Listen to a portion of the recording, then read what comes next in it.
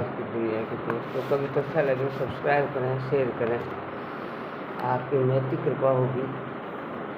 अंतर्मन अनुरोध की भाषा बहुत मुलायम होनी चाहिए। सामने वाले की भावना को आहत पहुँचाए बिना भावना को ध्यान में रखते हुए निवेदन अनुरोध को चुभती हुई भाषा का प्रयोग न करें। अनुरोध करें, चुभती हुई भाषा का प्रयोग न करें। आवाज़ की दुनिया के दोस्तों, आदेश की भाषा नहीं। मनुष्य का व्यक्तित्व उजला होने पर उसकी सभी बातें अमृत दान पड़ती हैं, उथला होने पर चुभती हैं, जिसके परिणाम अच्छे नहीं होते। संघर्ष का कारण आग्रह या हठधर्मिता है। आग्रह सदैव स्वार्थ को देखता है, वह सत्य असत्य हो या उपादेय को नहीं देखता। जहाँ आग्रह है वहाँ अविवेक आकर विराजमान हो जाता है। महाभारत का युद्ध अविवेक का संग्राम था, जो आग्रह की भूमि में भी लड़ा गया। अधिकार की भाषा में टकराव, अहम उत्तेजना होती है। कर्तव्य की भाषा में आत्मीयता बढ़ती है। कर्तव्य की भाषा में आत्मीयता बढ़ती है। अधिकतर व्यक्ति अधिकार की भाषा का प्रयोग करते हैं। परिवार में श्रेष्ठ सौजन्य सद्भाव को स्थापित करने के लिए इसकी सीमा को जाने, सामने वाले की भावना का ध्यान रखे बिना अपनी बात पर अड़ जाना दुराग्रह है। जो व्यक्ति अड़ामट में होते हैं वे उखड़ जाते हैं। एक 10 मिनट वाला व्यक्ति ही पनपता है। आवाज़ की दुनिया के दोस्तों, नदी में बाढ़ आने पर पेड़ उखड़ जाते हैं, किनारों में पड़ने लताएं हरी भरी और पनप जाती हैं। मनुष्य ने कहा, बिना विजय की बातों में उलझकर दुराग्रह कर्तव्य न करें। छोटी छोटी बातों से दुराग्रह में झगड़े होकर जीवन की दुर्दशा होती है। राम बनना है तो अधिकार होने पर भी त्याग कर दें। आग्रह की जड़ अहं को समन्वयात्मक समझौतावादी दृष्टिकोण जीवन में गठित करें। मनुष्य ने कहा, अपनी बात सामने वाले पर थोपना दुराग्रह, उचित पर अड़े रहना हठाग्रह है। कौरों द्वारा एक सुई के बराबर भी भूमि नहीं देने पर अड़ा रहना हठाग्रह है, जिसका परिणाम सभी जानते हैं। व्यक्ति जीवन में समय, प्रसंग एवं अवसर के अनुरूप ही चले। लक्ष्य करना, चित्तवृत्ति में आग्रह का भाव नहीं पनपने देना। सहज बने रहना अनाग्रह की श्रेणी में आता है। सहज बने रहना अनाग्रह की श्रेणी में आता है। मेरा सो खरा, आग्रह ही खरा सो मेरा, आग्रह की भाषा है।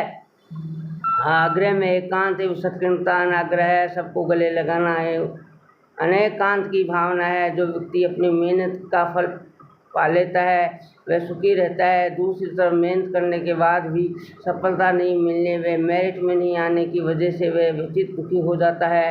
रामचंद्र जी को वनवास हुआ तब प्रजा बहुत दुखी हुई थी। लक्ष्मण बहुत क्रोधित हुआ, लेकिन श्री राम समता परिणाम वह सरल स्वभाव से उन्नति के शिखर पर पहुँच गए। मंजिल के बिना रास्ते पर चल देना मूर्खता है। प्राणी को अपने कर्म सही करने पर लक्ष्य निर्धारित कर आगे बढ़ना चाहिए। मनुष्य ने कहा कि नष्ट होती नैतिकता, गुम होते आदर्श, शुरू होती मानवता एवं लंबी होती भागम परंपरा के बचाने का शंखनाद करना है। इस युग में माता पिता अपने बच्चों को शिक्षा को लेकर चिंतित हैं, लेकिन कोई भी माता पिता अपने बच्चों को अच्छे संस्कार देने के लिए गंभीर नजर नहीं आते हैं। आवाज़ की दुनिया के दोस्तों, मुनिश्री ने कहा कि संतों के द्वारा दिए गए संस्कार बच्चे के जीवन में संवारने व अंतिम समय तक जीवन के सत्य को ज्ञात रहते हैं। दोस्तों, पुण्यात्माओं, मौत के बाद महिला ने गर्भ में पल रही बच्ची को दिया जन्म। जाको राखे साइयाँ मार सके न कोई, कहावत है, जिसको रब रखे उसको कोई चख नहीं सकता। मुद्दई लाख बुरा चाहे तो क्या होता है, वही होता है जो मंजूर खुदा होता है। फारूस बन की जिसकी हिफाजत हवा करे, वो सम्मा क्या बुझे जिसे रोशन खुदा करे। हरे हरे। उस समय सच साबित हुई। अमेरिका गुजरात कार में बैठी थी अपने प्रेमी के साथ। 19 वर्षीय पारा से B.Ed कामयाबी हासिल की है। इस बच्ची ने चमत्कारी बिना बुलाए सब कुछ जानदा तिस आगे कीचे अरदास, दिन दूनी दावत शाह पर उपकारी मेरा प्रभु पर उपकारी शब्द गाए। जय श्री राम।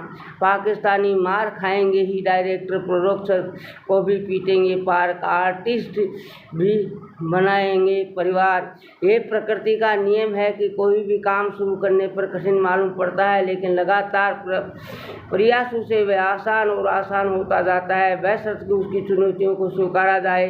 ज़िंदगी भी तो यही कहती है कि समस्या के पास जाओगे तो दूर होगी, भाग जाएगी उसका हल हो जाएगा, और ऐसा हल दुनिया को लाभान्वित करता है। यदि किसी पौधे को घर के भीतर रख दिया जाए, बेशक उसे पानी दिया जाए, लेकिन उसे हवा और सूर्य की रोशनी नहीं मिलेगी तो उस पौधे से बहुत कम खिलेगा। जिसने धूप, वर्षा, सर्दी, गर्मी के त्योहारों को सहन किया, उनका सामना किया और खिल गया उस पर खुशबूदार फूल। एक बालक जिसके घर में सब सुविधाएं थी, उसको तनिक भी कष्ट नहीं होने दिया जाता था, उसके सामने सब कुछ कृत्रिम था। सोचिए उसके हाथ पैर मन मस्तिष्क कितने कमज़ोर होंगे उस बालक की तुलना में जो संघर्ष करता है 2 वक्त की रूखी सूखी रोटियां जुटाने के लिए। उसके हाथ पैर और मन मस्तिष्क बहुत मजबूत होंगे और वह बड़े से बड़े कष्ट का आसानी से मुकाबला कर सकेगा, जबकि सुख सुविधाओं से वाला बालक छोटे से छोटे संकट के सामने आते ही टूट जाएगा शीशे की तरह। चुनौती स्वीकार कर, बाधाओं को पार कर, अपने रंगों में तू जोश और उल्लास भर, मंजिल एक अनेक तेरे पास चल कर आएगी। उड़ते रहेंगे कदम तेरे बुलंदियों से, खुद को भर अन्ना के भीतर का सैनिक जागा। हरे हरे।